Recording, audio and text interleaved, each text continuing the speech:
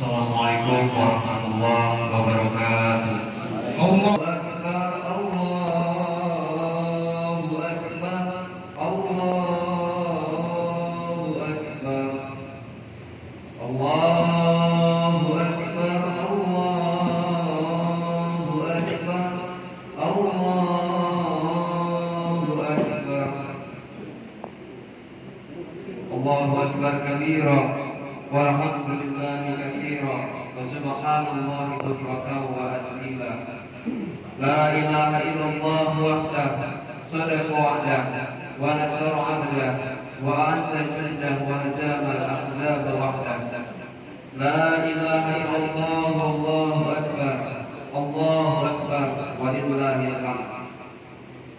Alhamdulillahilladzi khalaqa az-zaman وقدر بعضه على بعض فقصر بعض الشهور والأيام وليالي بمزايا وفضائل يعظم فيها الأجر والحسنة. أشهد أن لا إله إلا الله وحده لا شريك له وأشهد أن سيدنا محمدا عبده ورسوله داعي بقوله وفعله إلى الرشاد. اللهم صل وسلم على عبدك ورسولك محمد وعلى آله وأصحابه هداة الأنام في أنحاء البلاد. أما بعد فيا أيها الناس اتقوا الله تعالى بفعله. فقد قال الله تعالى في كتابه الكريم: أعوذ بالله من الشيطان الرجيم. بسم الله الرحمن الرحيم. Inna a'tainaka al-kautsar fasalli li rabbika wanhar inna syani'aka wal abtar. Shadaqallahul azim. Hadirin sidang Idul Fitri rahimakumullah. Marilah kita panjatkan puji syukur kehadirat Allah Subhanahu wa taala atas limpahan karunia-Nya yang tiada terhingga. Kita bisa berkumpul bersama, bersimpul di hadapannya merayakan Idul Fitri 1 Syawal 1442 Hijriah.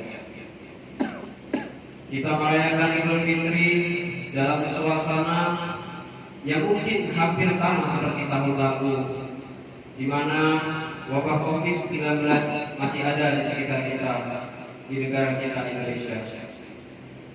Tapi walaupun demikian, kita hendaknya tetap bersyukur atas segala karunia Allah Subhanahu wa taala. Kita bersyukur karena masih diberi kesempatan hidup sampai detik ini, masih sehat walafiat, masih bisa beraktivitas melaksanakan ibadah dan bersilaturahmi bersama keluarga. Semoga kita dianugerahi umur yang panjang sehingga dapat kembali menikmati kenikmatan ibadah pada Ramadan yang akan datang. Masyurul muslimin hafizahumullah.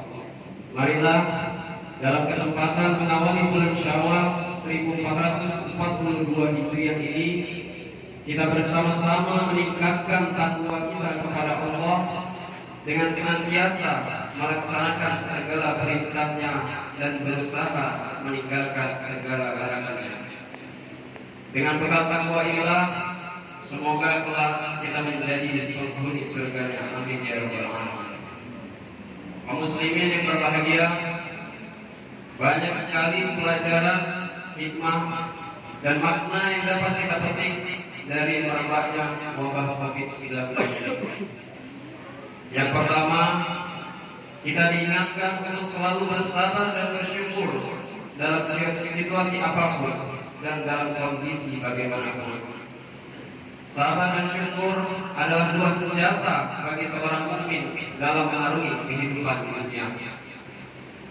Sebagaimana firman Allah, A'udzu billahi minasyaitonir rajim, ya ayyuhalladzina amanu ista'inu bis-sabri was-salah, innallaha ma'as-sabirin.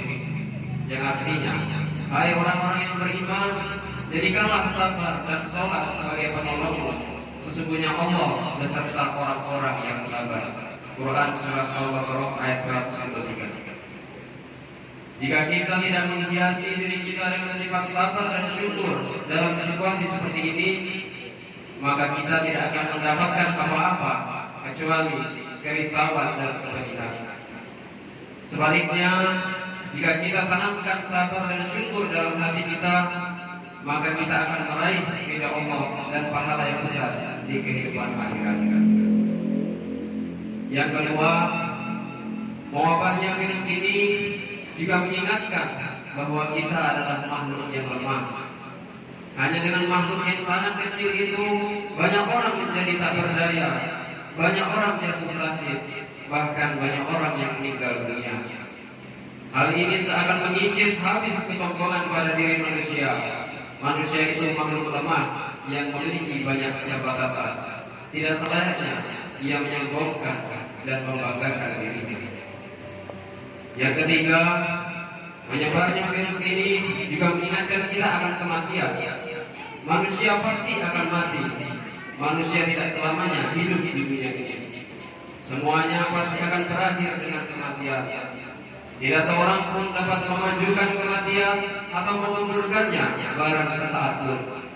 Ajal tidak akan meminta izin kepada orang muda yang sehat. Maut juga tidak akan permisi kepada orang tua yang sakit-sakitan. Maut akan menjemput seseorang secara tiba-tiba tanpa pemberitahuan terlebih dahulu.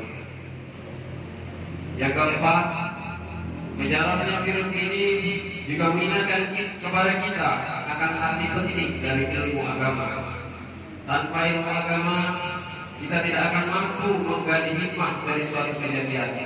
Tanpa ilmu agama, kita tidak akan dapat bersabar dan bersyukur sebagaimana mestinya. Tanpa ilmu agama, kita tidak akan mampu menyikapi musibah sesuai tuntunan syariat Islam. Masyiral muslimin yang berbahagia, di hari raya ini kita boleh bersenang-senang, kita boleh bergembira di hari raya Idul Fitri ini.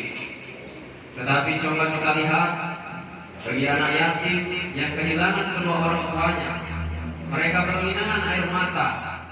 Anak yatim menjerit pada pagi hari ini, ya Allah, di Syawal kita ini, di hari raya yang mulia ini, kepada siapa aku harus mencium tangan, ya Allah?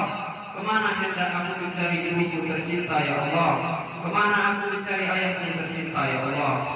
Pada hari raya yang mulia ini, ya Allah, semua orang berbahagia dengan kedua orang tuanya. Aku ini, ya Allah, kerangka tubuh di atas batu, ya Allah.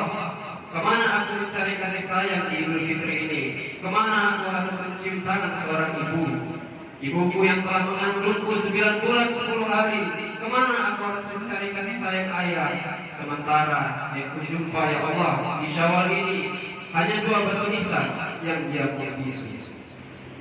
Masyiral muslimin, sholatin rahimahullah. Diriwayatkan dari radhiyallahu anhu, Nabi sallallahu alaihi wasallam di saat berangkat melaksanakan Idul Fitri bersama para sahabatnya, melintasi banyak anak-anak yang sedang bermain. Namun di antara anak-anak yang bermain itu ada seorang anak laki-laki yang menangis.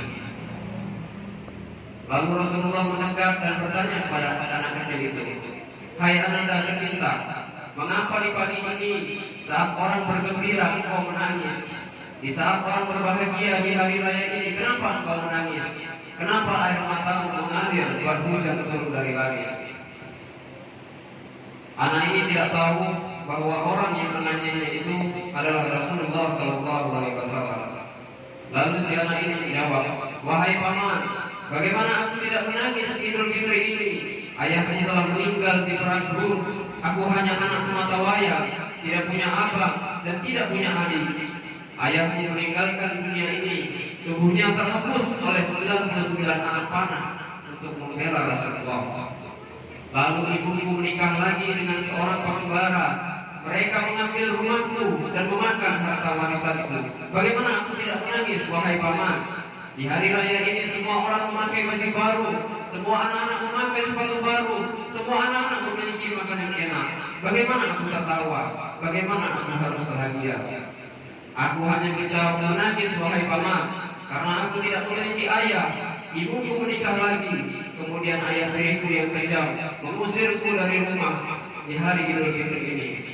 Hari ini aku tidak punya baju, aku tidak punya sepatu celana yang baru, aku tidak memiliki sendal yang baru. Maka di hari ini wahai paman, itulah mengapa aku menangis sedih di pinggir lapangan ini.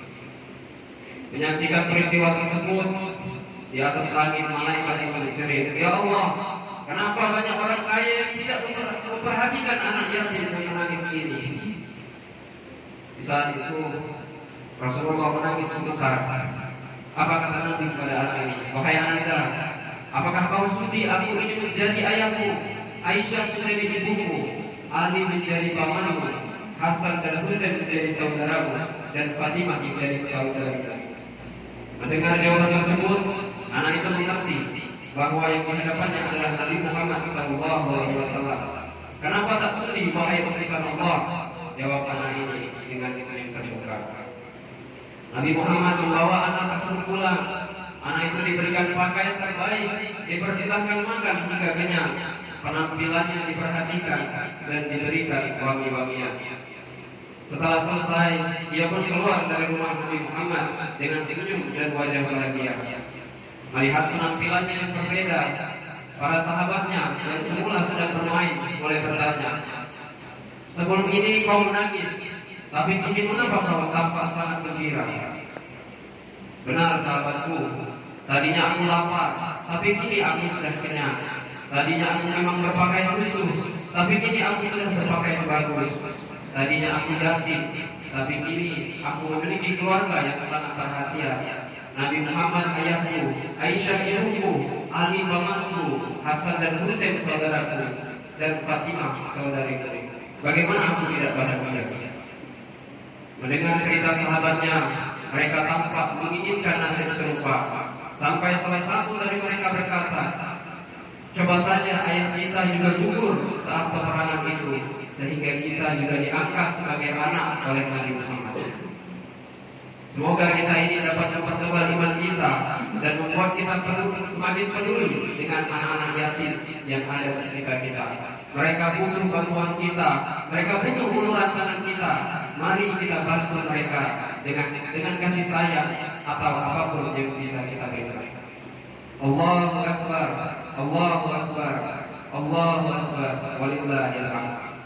Allah, terakhir, tak lupa kita doakan saudara-saudara kita di Palestina yang saat ini mereka berjuang demi tanah kelahiran mereka dan demi agama kita.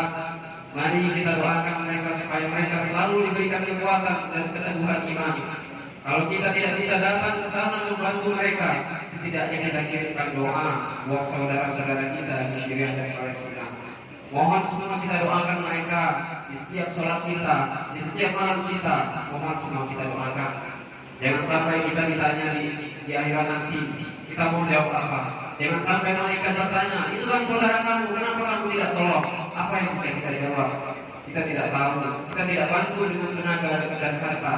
Setidaknya kita doakan mereka. Semoga Allah berikan kebaikan buat mereka semua. Semoga Allah pertebal takwa saudara-saudara kita. Semoga kita bersama-sama dikumpulkan di surga sebagaimana janji Allah dalam surah Az-Zumar ayat 23, yang artinya Allah akan mengumpulkan orang-orang yang bertakwa ke dalam surga bersama-sama. Akhirnya, marilah kita berdoa kepada Allah Subhanahu wa taala.